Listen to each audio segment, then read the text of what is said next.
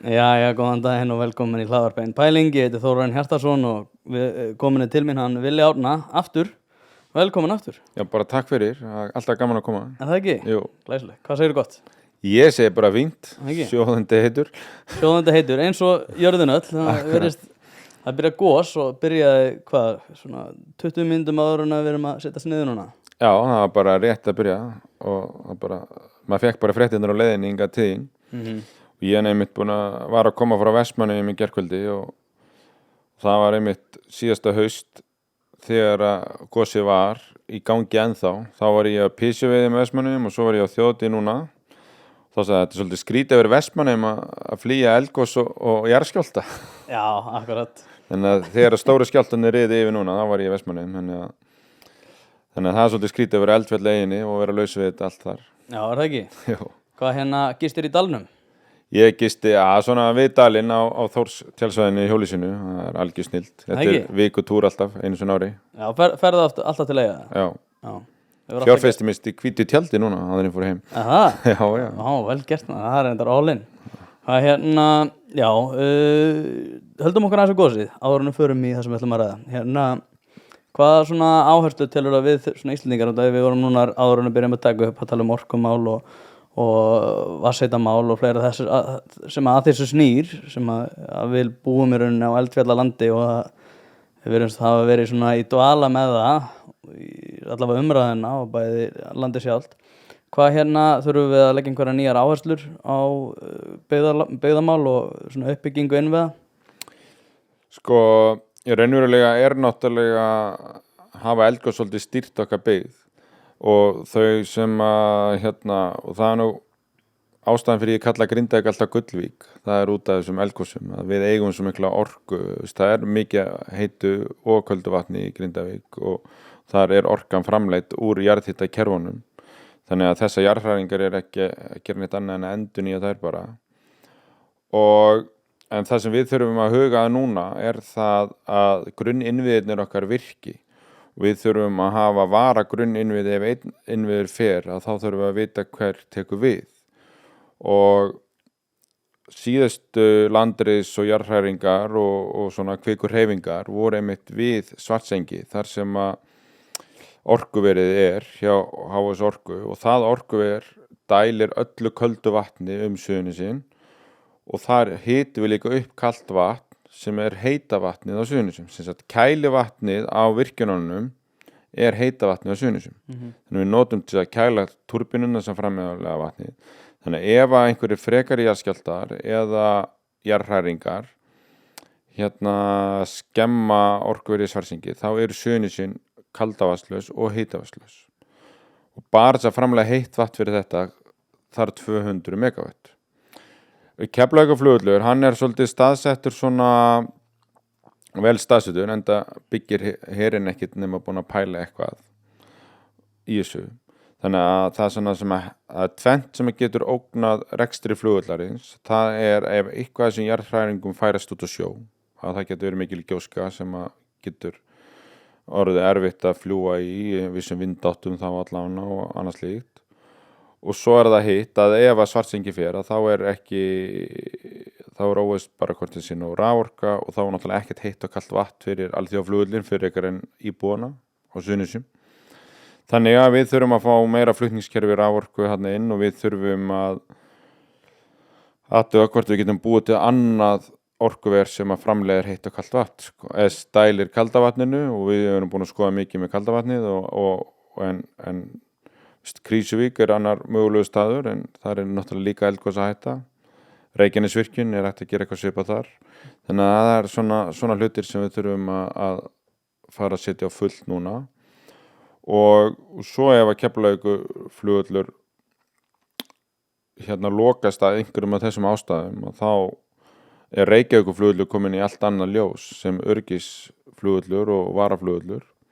Og við þurfum að halda uppbyggingun á flughlöðunum á Akureyri og Egilsstöðum af því að það er náttúrulega stórt efnahagslegt, það er fyrst og fremst öryggisatriði ef að flugvöllurinn fer út skyndilega. Þá getur verið oft yfir 20-30 flugvélar og koma einhverjum klukkutíma og þær þurfa að geta lent einhvers staðar. Og þá við höfum alveg flugbrautið svo það geti lent, en það þarf flughljóð til að geyma vélarnar, annars þurfa það að og líka bara sinna að koma með farþega. en svo til lengri tíma eða ef að Keflavíkurflugvöllur lokast varanlega, þá þurfum við að geta haldið samt sömu flugtrafík bara upp á fraktina, koma fisknum frá okkur og fá vörur með, og svo bara ferðaþjónustan að hún haldist gangandi og bara tengingar við landið. Við sáum það bara í COVID hvað það er gríðarlega mikilvægt. Þannig að við þurfum að vera tilbúin að geta haldið uppi svipaðri flugtrafík þó að Keflavíkurflugvöllur lokist af einhverjum ástæðum. Og þar verðum við að horfa á Reykjavíkurflugvöll, Egilsstaði og Akureyri. Erum við ekki líka bara í rosalegri svona sóknartækifæri í sambandi við orkumál? Ég veit alveg að það er svona mjög sjálfstæðislega hugsun og kannski erum við hérna við einhverju bergmálshelli hérna, en ég held að við séum alveg samt í mikilli í sóknartækifæri í sambandi við orkumál núna þegar Úkraínustríðið eiga sér stað, Evrópa þarf orku og svo með þetta gera líka þegar við þurfum svolítið að einblína á þessi orkumál. Orkumálin við erum engin auðlindaþjóð, en í gegnum orkumálin getum við orðið auðlindaþjóð, eins og þú segir, með því að nýta auðlindunar okkur, og við erum ekkert að því í dag. Og maður vill eiginlega ekki ógrátandi hugsa til þess að ef við hefðum nú bara klára rammaáætlunina 10 árum fyrr, og ef við hefðum virkjað meira, værum með meira græna orku núna, ef við hefum verið búin að laga flutningskerfi raforkunar, við getum nýtt þær virkjanir sem við höfum í dag betur, ef við hefum komið vindorkuverunum fyrr af stað, ef þetta allt hefur verið, hvað væri landsframleiðslan hér eða auðlindasalan af rafmagni mörgum milljörðum meiri á hverju einasta mánuði, sem myndi nýtast í uppbyggingu samgöngukerfisins, uppbyggingu velferðarkerfisins, heilbrigðiskerfisins, eftir almannatryggingarnar. Þetta er bara ekkert að vinna fyrir okkur núna, af því við erum bara búin að vera að rífast og sofandi. Þannig að þetta er bara einn ángin. En svo erum við að tala um loftslagsmálin og sjáum hitabylgjurnar og allt það. Þannig að þá allir segja, byrju, hvað getur litla Ísland gert í því? Jú, við getum ekki nefnilega gert hellingi því. Ef við bara leifum okkar fólki hér að virkja, flytja rafmagnið og vinna með þetta, þessa auðlind sem við höfum, hvað gerist þá? Þá byggist upp svo mikil þekking hér í orkuskiptum, í orkumálum. Það hugvit getur flutt út. Og dæmum það er okkar stærsta framlag í orkuskiptum og í að draga úr losun, að það er það að við gerum og græjum hér, setjum puttana í rafmagnið hérna og flytjum þá þekkingu út, eins og við höfum gert í hitavitunni. Bara að íslenskt hugvit sé búið til hitavitu í einhvern smábæ í Kína, það minnkar losun gróðurhúsalofttegunda meira heldur en allt Ísland losar hverju ári. Bara það að eitt íslenskt hugvit var að vinna í einum litlu þorpi í Kína. Akkurat. Talandi auðlindir, þú segir að við séum auðlindalaus þjóð og það er það sem við erum að fara að ræða. Við erum að tala auðlindir sem er sjávarútvegurinn og þetta var ágætis liðaskrif og upphitun fyrir þetta, því að ég var með hann Þórarinn Inga í gær, tala um landbúnaðinn, og við áttum svona aðeins minna kurteisislegra spjall heldur en áttum síðast, og ég ætla að gera það sama núna, því ég vil langar til að pressa á þig og reyna að spyrja þig úr spyrjunum, því að þú varst á Sprengisandi með Hönnu Katrínu Friðriksson sinni eða Friðriksson held ég að maður segi, skiptir ekki máli, en þið voru að ræða þetta og þú færðir rauk fyrir því að sjávarútvegskerfið eins og það er í dag er bara náttúrulega bara frábært kerfi. Ég ætla bara að gefa svona mínútu, getur þú fært rauk fyrir þetta? Núna eru margir sem myndi hugsa bara að þetta sjávarútvegskerfið er bara ósanngjarnt og það er alltaf margir að verða alltaf ríkir og fleiri þess að þar. Hver er ástæðan fyrir því að sjávarútvegskerfið á Íslandi er svona frábært? Ástæðan er mjög einföld, er það að það er ekstra grundvöllur fyrir fyrirtækin inn í kerfinu eins og er núna. Þannig að fyrirtækin eru að skila afgangi. Þau eru ekki rekin í tapi eða eitthvað, eins og sjávarútvegurinn var hér alveg fram til 1990. Þannig að sjávarútvegurinn er hann þarf ekki ríkisstuðning eins og sjávarútvegur allstaðar annarstaðar í heiminum. Þannig að hann bara sjálfbær og hann skilar af sér arðsemi. Það er númer 1. Númer 2 er það að þetta eru sjálfbærar veiðar. Þetta kerfi tryggir það rekstrarhæfan sjávarútveg í sjálfbærum veiðum. Þannig að við höfum full kontról á hvað er mikið veitt og stýring á því, og svo stýring gerir það verkum að við getum viðhaldið auðlindinni, þannig við séum ekki að ganga á auðlindina. Og það er bara það annað sem öðrum þjóðum hefur ekki tekist. Þannig að við erum með sjálfbæra veiðar í rekstrarhæfu rekstrarumhverfi. Það er þetta tvennt sem skiptir mestu máli, og þetta er það sem aðrar þjóðir hafa því miður ekki náð, en eru alltaf að horfa á íslenska sjávarútvegskerfið og reyna að nálgast okkur til þess að þetta gangi upp. En af hverju er það svona mikið ósætti? Ósættið er þessi öfund og það er bara þannig. Þetta er bara öfund. Já, þannig er bara íslensk samfélag orðið og það er það sem ég ætlaði að segja og öfundin snýst um það. Þannig að deilan er um eignarhaldið. Og ég segi bara fólk þarf þá að þessi öfund og þessi ósættum eignarhaldið, hún hefur verið að byggjast upp á þessum tíma. Það er ekkert langt síðan ég vissi ekkert mikið um sjávarútveg, og ég hef aldrei átt kvótað enginn í minni fjölskyldu, og þegar ég fór í þetta kjördæmi og fór að setja mig inn í sjávarútveginn, og þá komst ég algjörlega sjálfur að einni staðreynd að þeir sem voru svona reiðir út í kvótakerfið voru þeir sem voru búinir að selja þessu út og vildu komast fritt inn í það aftur, eða þeir sem vissi ekkert um kerfið. Það var bara þannig. Og allir þeir öfundsjúkir. Já, umræðan snýst ekki um neitt ákveð. Eina sem þú getur svona sagt að allir séu einhvern veginn sammála að það er það hver það er sem hefur réttina að veiða. Eignarhaldið á veiðiréttindum. Við eigum fiskinn í sjónum, við stýrum honum öllum og ráðum þessu öllu saman, og það er algjörlega þannig. En ef við eigum hann, þá ættum við að geta sagt þeim að það megi ekki veiða fyrir kvótan sem ef við eigum fiskinn, þá getum við sagt þeim að megi ekki veiðan. Já, þeir megi ekkert veiðan. Þeir veiða bara eins mikið og við leyfum. Okay. En ef við myndum segja ef það myndi vera þjóðaratkvæðisgreiðsla, það bara núna með kvótakongan er ekki lengur veiða, myndum við þá geta sagt þeim að þeir mætti ekki veiða? Já, ef við höfum ef við ætlum að segja þeir með ekki veiða án þess að borga þeim bætur, þá þarf það að vera út frá þessari sjálfbærni sem ég var að segja. En af hverju þarf ég að borga þeim bætur? Segjum svo að ég og þú... Af því að þeir eru með vissan veiðirétt, þú eru búin að fjárfesta og byggja sín fyrirtæki upp á einhverjum réttindum. Þeir hafa réttindi, en þeir hafa ekki eignarhaldið. En þeir hafa réttindi. Já, veiðiréttur og eignarhaldið er ekki það sama. Nei, mögulega, en ég var að hlusta viðtalið með Kristjáns og ég fór að velta við þessu fyrir mér, hann spurði, eða ég manni hvort að Hanna-Katrín hafi spurt þessu, hún spurði þess að hvað þýðir þjóðareign, og þú komst mér svolítið loðið svar, hann mér langar aftur að spyrja, hvað þýðir þá þjóðareign, því að ég virðist ekki hafa nein aðkoma að því að geta sagt til hvernig ég vil láta haga þessum málum. Þjóðareignin er þannig að það er við sem að ráðum í hvernig kerfið er og hvernig það er notað og stýrum algjörlega notkuninni. Þannig að, og ég tók það dæmi í þættinum og get farið aftur yfir það hér, þess að reyna útskýra betur. Ég kaupi mér landareign sem er takmörkuð auðlind og eigum öll landið eitthvað, ég á bara bóndabæ og er að þú varst með bóndan í gær. Já.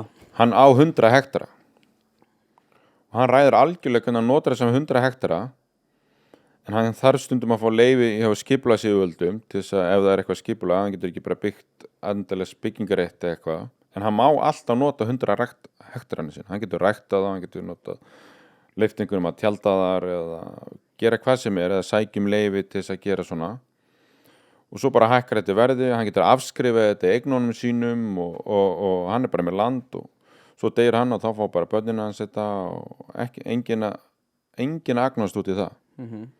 En veiðirétturinn, þú kaupir 100 tonn af kvóta en svo bara þarf að setja strandveiðikerfi og það sagði, herðu, þú átt 100 tonn og þú skuldar bankanum fyrir þessu 100 tonn sem þú keyptir en við ætlum að búa til strandveiðikerfi eða gera rækjubætur eða ætlum að hafa byggðakvóta fyrir gefðu, þú mátt bara veiða 90 tonn þó að það keypt 100 af því við ætlum að nota hérna 10 tonn af þínum kvóta og 10 tonn af einhverjum annars manns kvóta í að búa til byggðakvóta, einhverja potta, strandveiði, sjómenn og allt þetta og hérna þú hefur bara ekkert það að segja og þú fær enga skaðabætur fyrir það. En ef þeir eru búin að kaupa, þá er þetta gegn þjóðar. Svo bara vorum við að mæla fiskinn í sjónum en við erum búin að taka hérna 10 tonna þér til þess að setja til þess að búa til einhverja sátt í kerfinu, byggðakvóta, bæta þeim það sem þú keyptir kvótan frá og allt þetta. Herðu, en svo bara segja það að minna þorski núna. Fyrirgeðu, þú mátt bara veiða 80 tonn. Enga bæti, þú skuldir ennþá bankanum fyrir 100 tonnin en þú mátt bara veiða 80 og ég ætla ekki borga neina bætur. Herðu, svo 5 árum seinna að þá bara mælist sami þorskurinn eins og þegar þú magna þorsknum og við ætlum að auka þorskkvótann. Þú mátt bara áfram að veiða 80 tonn af því við ætlum að nota viðbótina og auka hérna í byggðakvótann og strandveiðikvótann.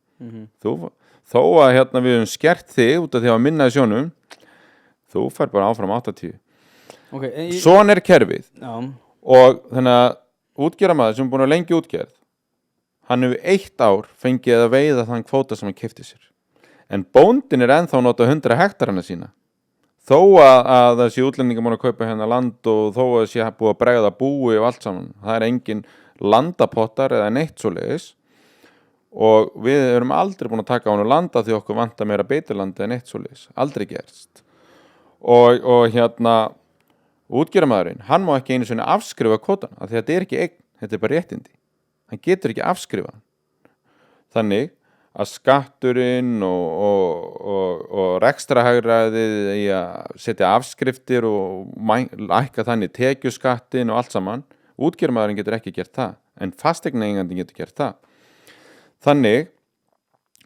að það er bara himin og haf þarna á milli hvernig er farið með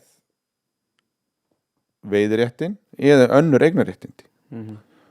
Ok, ég veldi því samt fyrir mér sko því að en þá finnst mér samt konsepti eign ekki alveg vera til staðar og þess vegna sko, meina, eins og Brynjar Níels sagði, hann sagði bara við mig bara, þú átt ekkert fiskinn í sjónum sem að er sko alveg hægt að fara rauk fyrir út af því að maður í rauninni sko, þú veist eins og alveg svo, hvað sagði hann, fuglinn fljúgandi, maður á ekki neitt í þessu, þetta er bara einhver sem að sæki fiskinn og ég fæ hlutdeild af því í gennum skattekjur.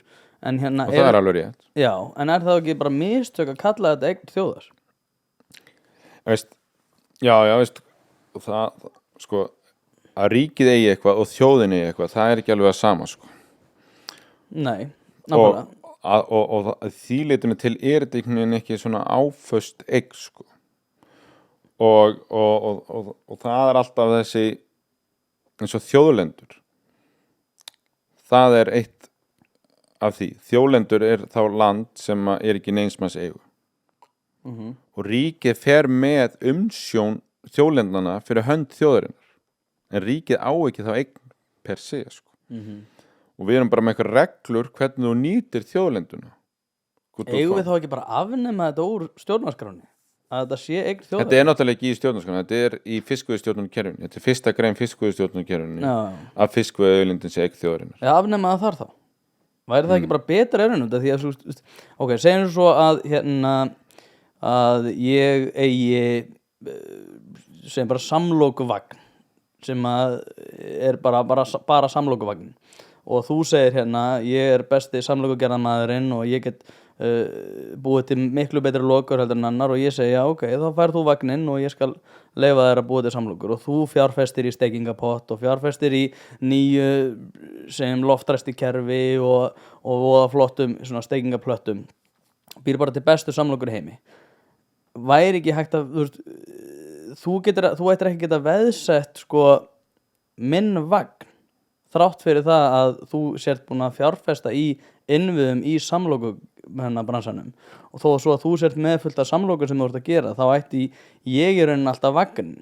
Þannig ég velti fyrir mér skilur af hverju ekki bara erum við ekki að afnema þetta konsept að þetta sé eign þjóðarinnar. Nei, það er ekki verið að veðsetja vagnin, það er verið að veðsetja réttin til þess að nýta vagnin. Já, en þá er þetta, þú veist, ég gæti ekki gert, eða það er að segja þú í þessu tilfelli, gætir ekki verið að fara til bankan og veðsett vagnin, fattar? Nei, heldur réttin. Já. En það var ekki fyrir, sko, skulum hafa það á hreinu, að sjálfstæðisflokkurinn kom ekki nálægt því að setja framsalið á og var einmitt svo mótið eða sumir þingmenn flokksins allavega. En það voru Framsókn og Jóhann og Steingrímur og félagi sem komið þessu á. En eftir að framsalið kom þá var þetta rekstrarhæft. Þetta snýst rekstrarhæfið og þetta nú svipaði í landbúnaðinum eins og með mjólkurkvótann, sko, veist. Þar er einhver svona framleiðsluréttur, er hann afskrifanlegur ekki og það hefur verið misjafnt og allt þetta. Þannig að það er svona margt í þessu þannig að þetta snýst svolítið hvernig þú býr til þetta rekstrar öryggi og þannig erum við að tala einhver réttindi afnotin af þessu. Og ég hef alltaf sagt og við þurfum að í þessari öfundsýkju og þessari pælingu í þessu þá þurfum við bara átt okkur á því og það komum vel í ljós með strandveiðkerfinu og allt þetta að veiða fisk og græða á því að eiga kvóta ég geti það ekkert ég kann þetta bara ekki. Nei, svona því. Og þannig að því að þessi deilar alltaf eignarhaldi þá er alltaf sagt hvað er það sem við viljum fá fyrir þetta snýst þetta bara peningin í eingreiðsluna fyrir að nýta þetta? Það snýst réttlátt verð. Er það ekki það sem er alltaf sagt? Já, réttlátt verð, hvað er verð? Veist, skiptir engu máli öll nýsköpun og öll tæknifæringin sem er búin að koma upp á sjávarútvegi. Hvað er sjávarútvegurinn að skila okkur miklum tekjum frá nýsköpunarfyrirtækjum sem eiga ekki 1 kíló á kvóta? Marel á ekki neitt kvóta. Hvað er Marel að skila einhverju á Íslandi? Er það ekki bara út af að sjávarútvegsfyrirtækin hafa efnað að versla við Marel og borga í nýju hugviti? Þannig að nú erum við farin að flytja íslenskt hugvit eins og mér langar að gera orkuna út allan heim það sem við höfum lært að sjávarútveginn. Fjárfestar sem að kunna bara að hugsa í peningum og gróða ég veit ekki neitt af þeim sem að kemur nálægt sjávarútvegi og vill komast í sjávarútvegi. Engan. Nei, og það er oflítið arður að því. Það er engar arðgreiðslur í sjávarútvegi og það er svo mikil óvissa. Það er lítil ávöxtun, það er lágar arðgreiðslur, lítil ávöxtun á peningunum og áhættan er gríðarleg. Fjárfestar sem eru að hugsa peningana sína, þeir eru ekki sjávarútvegi. En hins vegar lífeyrissjóðskerfið sem að þarf eru orðið með svo mikið af peningum, það er að nýta allar fjárfestingar sem kemst í, lífeyrissjóðnir komin inn í fjárfestingar. Hvenær byrja arðgreiðslur í sjávarútvegi? Daginn sem lífeyrissjóðnir komu í eigandahóp Brim eða hópi Granda, skráður á markað, arðgreiðslur. Nú eru þeir komin inn í síldavinnsluna, þá byrja arðgreiðslunar. Það er bara það sem er að gerast. Og Er það að fara rauk fyrir því að fjármagnir sem þið fengu var þetta auka við þessa nýsköpun? Var ég að skilja sko, sjávarútvegurinn hefur verið að nýta arðsemina sína í fjárfestingu nýsköpun. Já. Þeir hafa gert það hingað til og þessi fjölskyldufyrirtæki eins og Vísir í Grindavík sem að síldavinnsluna kaupa, þeir hafa ekki verið að borga út arðgreiðslur. Þeir hafa nýtt sinn afgang eins og maður kalla fjárfesti í haustak. Og hvað gerir haustak? Það þurrkar alla beingarðana og hausana og allt þetta og selur til Nígeríu og er að þurrka fisk sem var áður notaður í skepnufóður eða hent í sjóinn. Nú er það allt saman að skapa verðmæti. Úr þeim peningum gátur skapa fyrirtæki sem heitir Kotland sem er að búa til mjöl og lýs og annað úr slórinu innan úr fisknum sem var áður hent og svo notuður þann pening og saminuðu fleiri sjávarútvegsfyrirtæki í því að og Vísir og Þorbjörn hafa verið að gera þetta saman, stóru fyrirtækin í Grindavík, og svo eru komin fleiri stór fyrirtæki í að hirða roðið. Þannig að bara roð sem landað á miðvikudegi komin í flugvél á föstudegi sem kollagen duft, mjög verðmætt. Þarna ekkert að þessum þremur fyrirtækin þarf kvóta, en þurfa stöðugt hráefni sem að eigendurnir geta skaffað þeim og fleiri sem þurfa að skaffa þeim þetta hráefni og þessar vinslur, nýsköpunarvinslur, þær geta ekki starfa bara með hráefnin og einni lítilli útgerð, sko. Þeir þurfa margar stórar útgerðir til þess að gera þetta. Þarna fullt af fyrrverandi sjómönnum og allt að vinna og fullt af nýjum störfum og þarna verið að margfalda virði auðlindarinnar í hafinu. Þannig að, og svo því sem að varan verður dýrari og þróari og hvað þá hún fyrir upp í lyf með tímanum, þá hnakkastykkið sem var verðmætasti hluti af fisknum orðinn aukaafurð, sko. Þetta það sem sjávarútvegurinn að gera. Og þetta finnst mér vera að skila arði til þjóðarinnar. Skapa öll þessi störf, skapa öll þessi útflutningsverðmæti, skapa öll þessi nýsköpun og þekkingu sem við erum að flytja út og að skapa meiri verðmæti fyrir þjóðarinnar. Já, ég alveg Mér finnst þetta miklu mikilvægara heldur en hvað ég borga einhver veiðilegugjöld fyrir að fá að veiða þarna. Já, ég alveg stórum hluta sammála þarna. Mér finnst til dæmis eitthvað svona vanmetnasta samfélagslega bót vera afleitar afleiðingar hins frjálsa markaðar sem kemur nákvæmlega með nýsköpun. Og mér finnst besta svarið við gagnrýnina á sjávarútvegskerfið einmitt vera bæði með þetta að gera, með nýsköpunum og fleiri þess að það hefði þetta orðið. Það er ekkert mál að sjá afleitar afleiðingar sem verða. Það miklu erfiðar að sjá afleitar afleiðingar sem urðu ekki. Og það svolítið þetta með nýsköpunina að ef við hefðum farið einhverja aðra leið þá vitum við í rauninni ekki hvað hefði gerst. Værum við með alla þessi innviði, værum við með öll þessi störf og værum alltaf fleira. Og svo það hitt svarið að mér finnst oft vanta og mér fannst það líka hjá Hönnu Katrínu hvað það að koma með í staðinn. Það að taka inn kvótan og hafa hann til leigu á nokkrum árum myndi bara búa til eitt stórt megafyrirtæki sem myndi kaupa upp allan kvótan út af því að þeir hefðu bolmagn til þess og getu. En og ég skil gagnrýnina en ég skil ekki undir hvaða formerkjum hann oft út af því að eins og með þetta að gera þá væru við í annari stöðu en svo spurningin væri hún betri. Og svo hins vegar, ef við ætlar að breyta, hvernig ætlar að breyta? Við sjáum það að við vorum með sjávarútveg áður fyrr. Það var þannig að fyrir 1980 þá var bara fiskveiðiauðlindin okkar að hverfa, það var bara ofveiði. Það voru ekki sjálfbæra veiðar á Íslandi. Þá kemur upp kvótakerfið. Þannig að Jói útgerðarmaður sem var bara aflakóngur alltaf, hann fór í bankann og sagði, herði, ég er aflakóngur, lánaði mér 10 milljónir til að kaupa með bát. Og ég get veitt bara eins og ég veit og ég er aflakóngur. Eða fiska mikið. Bankinn lánaði hann 10 milljónir og hann fór bara að fiskaði eins og hann gat og enginn að stoppa hann. Og svo kemur ríkið og segir, herði, nú bara fiskurinn sjónum að minnka. Við getum ekki bara haft svona ólympískar veiðar lengur. Þannig að ef við ætlum að lifa áfram af fiski og veiða fisk, þá þurfum við að setja takmörkun á veiðarnar.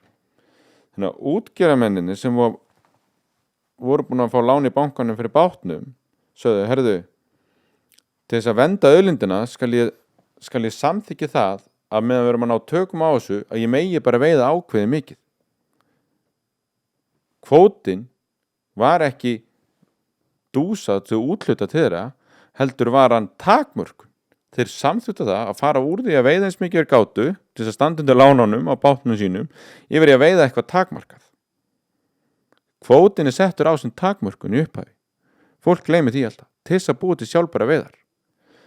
Sjálfbæra veiðarnar, það gerði það verkum að fullt af útgerðarmönnum fengu miklu minni fiskheldur en þeir fengu áður. Svo þurftu þeir að fara yfir í það að þá var alltaf sveitafjölinn til að halda útgerðunum voru konur bæjarútgerðir. Þannig að sjávarútvegurinn var eiginlega alltaf á hausnum eftir þetta. Þá var framsali leyft nokkrum árum seinna, kringum 1990, samþykkt held ég 88 en 9, ekki svoleiðis. Og þá þá fyrst var komið rekstra grundvöllur á þessu eftir að það var sett þessi takmörkun. Þannig að þá fyrst urðu veiðarnar sjálfbærar og svona þróaðist þetta. Til þess að búa til þetta réttlæti, og þá eftir það var reksturinn og þá var kvótinn orðinn verðmætari og var hægt að veðsetja hann og þá gátu útgerða aðalarnir selt sig út og fengi mikla peninga. Til þess að losna við þessu öfund og þetta misrétti sem fólk vill meina, þá segja, ok, kannski hefði verið rétt á þeim tíma þegar þú setti framselja á, þú mátt framselja kvótaðinn og veðsetja hann allt þetta, en eigum við þá ekki bara að hafa 50 eða 60 og 70% tekjuskatt af sölunni, söluhagnaðinn, að því þetta orðið réttindi og allt það, að því við erum búin að búa til betra kerfi, en eitthvað þurfti útgerðarmaðurinn að fá fyrir að gefast ekki upp, veðsetja heimilið sitt og eigi ekki mat fyrir fjölskylduna, taka áhættuna, fara á miðin, skapa þekkinguna, fá söluaðalana, einhverja kaupendur og búa þetta til, eitthvað þarf hann að fá fyrir það. Ég og þú gerum það ekki. Það var einhver sem að bara með þrotlausri vinnu, endalaust út á sjó fyrir fjölskyldunni og allt undir, og fór ekki alltaf vel. Það þeir sem er búin að búa til þessi verðmæti sem í dag. Þannig að kannski hefur átt að skuldsetja þau, skattleggja það meira þá.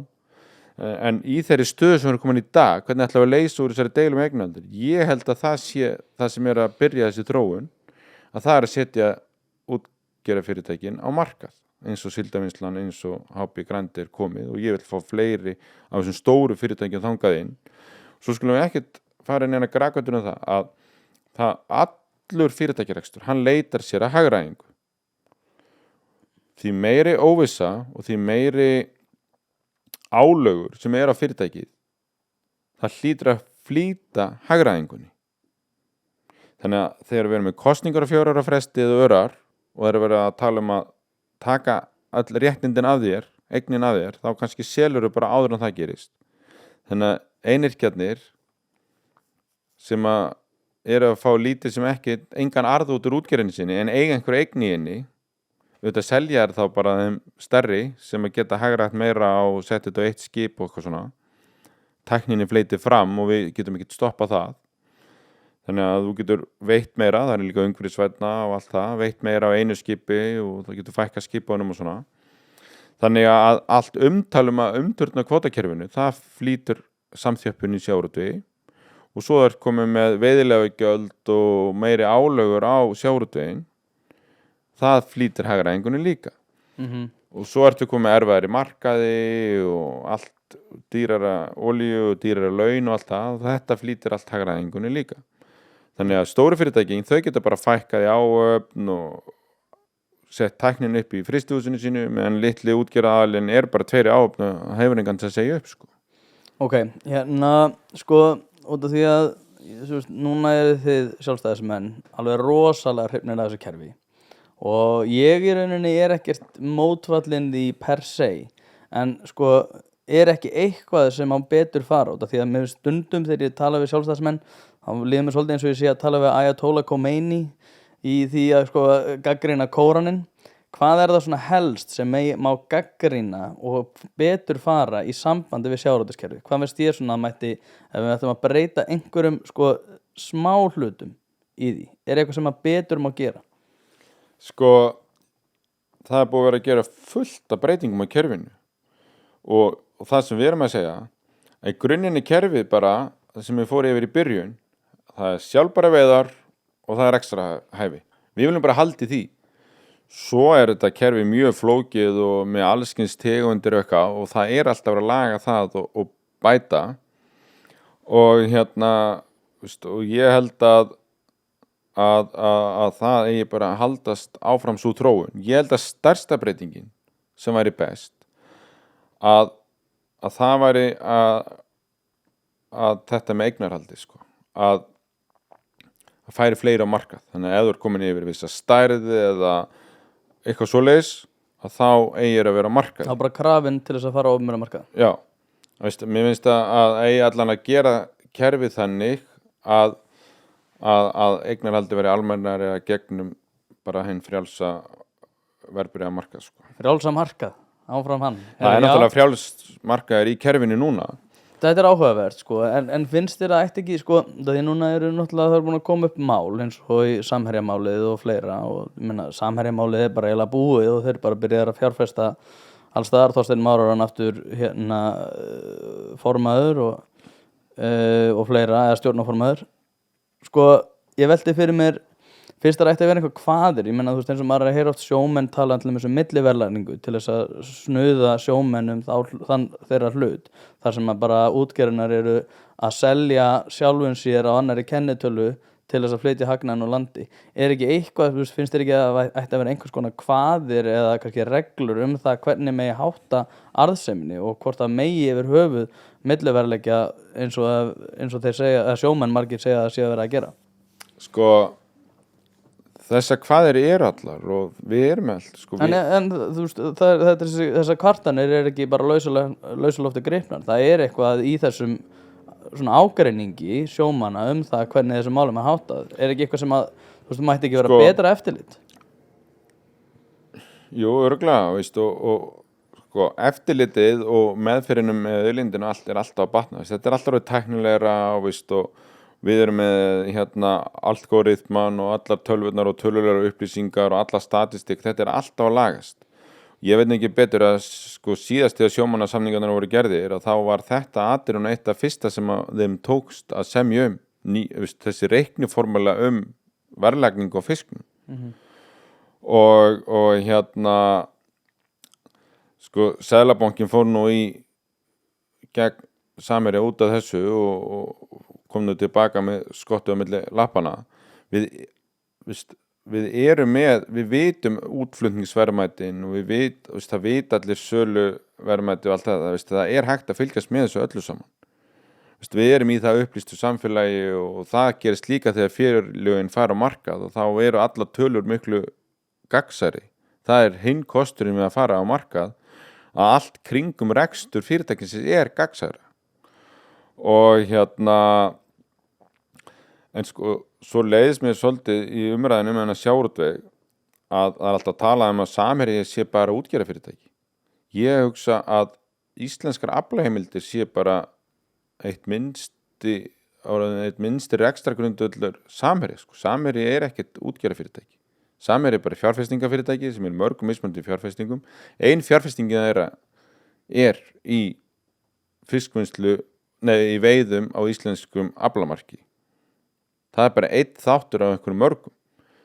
Allt sem gerist í Namibíu, það tengist íslensku sjávarútvegi bara ekki neitt.